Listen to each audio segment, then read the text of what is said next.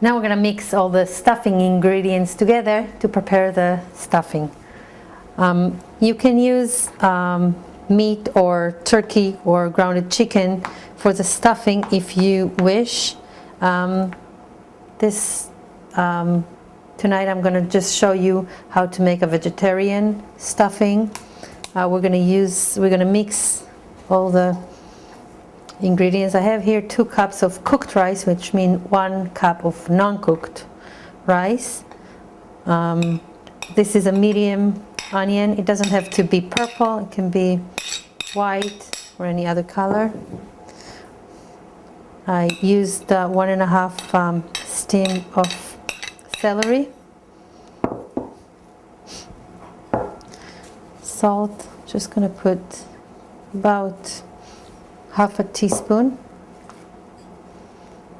and the pepper is about 1/3 of a teaspoon. Paprika is 2 tablespoons, and I'm just going to mix it all together.